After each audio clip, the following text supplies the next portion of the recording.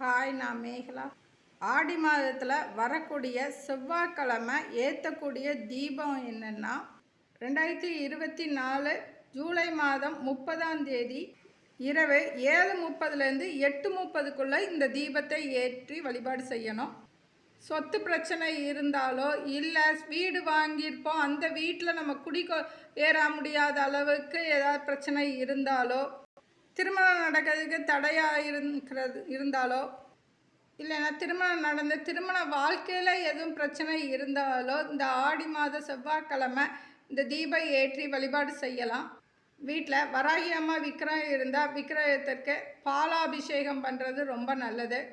வராகி அம்மாவோட விக்கிரகத்துக்கு அர்ச்சனை பண்ணுறதுக்கு செவ்வரளி பூவும் சிவப்பு குங்குமத்தையும் ஒன்றா சேர்த்து வராகி அம்மாவுக்கு அர்ச்சனை செய்யணும். முடிந்தால் அன்றைய தினம் நம்ம வீட்டுக்கு வர்றவங்களாக இருந்தாலும் சரி, இல்லை நம்ம கோவிலுக்கு போயிருந்தால் கோவில்லையோ ஒரு 11 பெண்களுக்கு மஞ்சள் குங்குமம் கொடுக்கறது ரொம்ப நல்லது.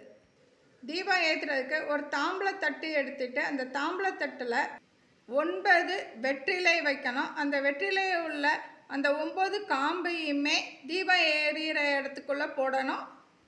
அந்த காம்பை தூர போட்டுறக்கூடாது. வட்டமாக வச்சுருக்க அந்த வெற்றிலை மேலே பாசிப்பயிறு பரப்பிட்டு அந்த பாசிப்பயிருக்கு மேலே 9 விரலி மஞ்சள் வைக்கணும்.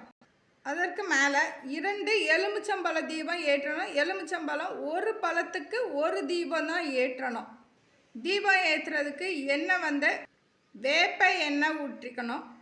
அந்த வேப்ப எண்ணெய் ஊற்றிருப்பாலும் அந்த இடத்துல 9 ஏலக்காய், 9 கற்கண்டு, இந்த 9 இருக்கிற இந்த கற்கண்டையும் ஏலக்காயும் பொடியாக்கி அந்த பொடியை 2 எலுமிச்சம்பழத்தில் 2 விளக்கு வச்சுருப்போம்ல, அந்த விளக்குக்குள்ளே நம்ம போடணும்.